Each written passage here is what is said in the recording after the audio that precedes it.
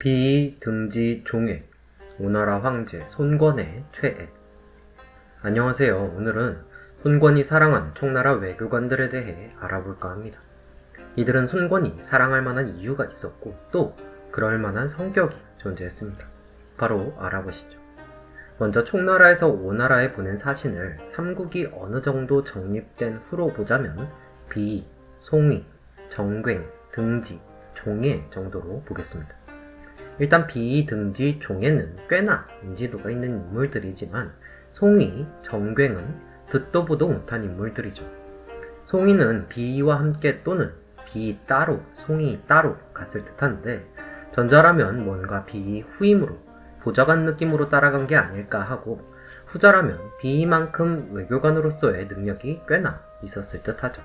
이 둘은 유비대에 보낸 외교관으로 등지전에는 오왕 손권이 우호 관계를 요청하였으므로 유비는 송위, 비 등을 여러 차례 파견하여 담례했다.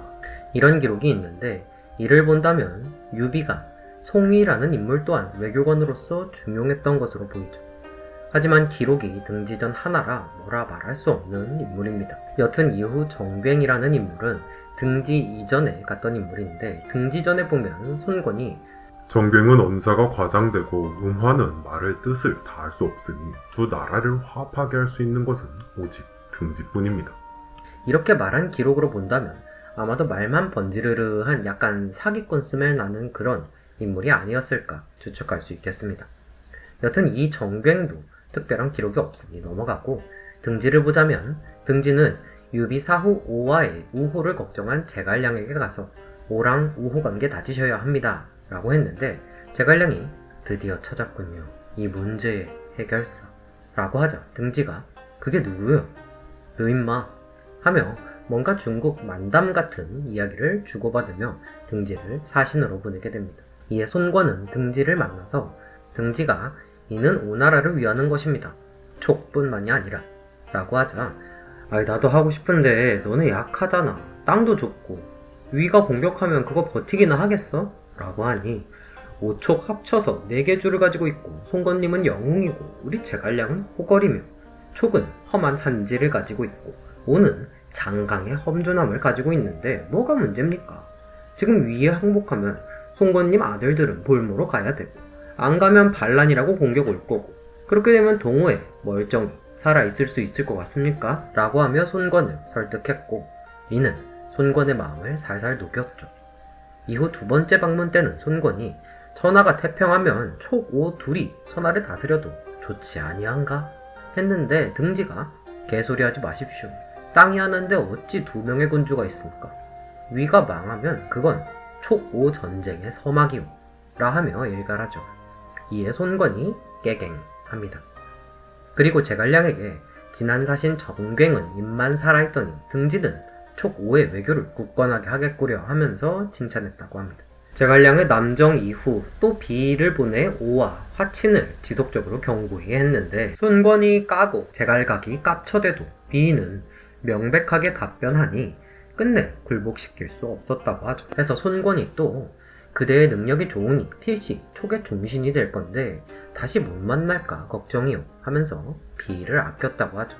그리고 이후부터 대호 외교관으로 발탁된 게 바로 종애인데 제갈량 사후 장환 비 체제가 되면서 비는 갈 수 없고 등지에만 의지하긴 좀 그랬는지 종애를 보내게 되는데 손권이 만나서 우리 한 가족인데 왜 서쪽에 수비를 강화했소 하니 종애가 동쪽이 파고의 수비병을 늘리고 서쪽이 백제의 수비병을 강화한 건 당연한 이치이지 서로 추궁할 일이 아닌디요 하며 받아쳐서 또 여기서 크게 웃으며 칭찬했다고 합니다. 이런 걸 보면 손권도 사람 골려먹고 조롱하는 걸 참 좋아하는 것 같죠.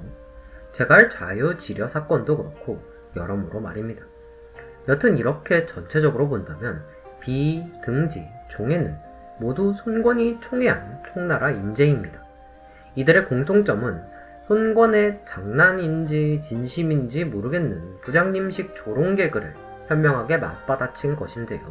사실 이런 인물이 오나라에도 있었죠. 바로 제갈각. 아버지 제갈근한테 당나귀 주면서 제갈 자유라고 써놔서 망신 주니까 제갈각이 뒤에 지려 붙여서 제갈 자유의 나귀로 바꾼이라 함 유명하죠. 그리고 이공지쟁이 일어날 때쯤까진 총애하다가 그 이후 죽을 때까지는 싫어하죠. 여튼 제갈각, 비, 등지, 종애 이 4명의 공통점을 보자면 말빨이 어마무시합니다. 게다가 거침도 없죠. 앞서 손권이 언급한 정괭이란 인물도 말빨은 어마어마했던 것으로 보이죠. 그러나 손권이 싫어했습니다. 이 기록을 잠깐 본다면 언사가 과장되고 음화는 말의 뜻을 다할 수 없다라고 했는데 언사가 과장되었다는 건 말 그대로 말의 허풍이 지나치다 정도로 해석 가능하고 음화는 말의 뜻을 다할 수 없다는 음화가 일반적으로는 부인의 덕이지만 성군을 보필을 하는 충성스런 신하 의역할 수 있지 않을까 싶어 정갱의 말의 뜻으로는 음화 같은 보필은 불가능하다 정도의 뜻한데 사견이라 정확한 뜻을 아시는 분은 댓글로 의견을 부탁드리겠습니다.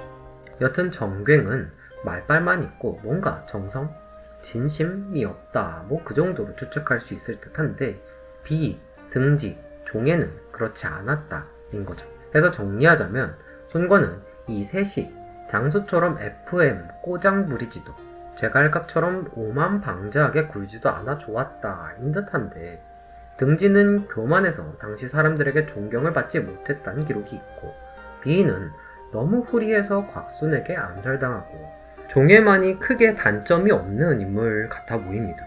비는 양이대 위원의 사례에서도 그렇듯 사람을 꽤나 잘 믿는다거나 좋아한다거나 등등의 뭔가 인간관계에서의 유순함이 보입니다.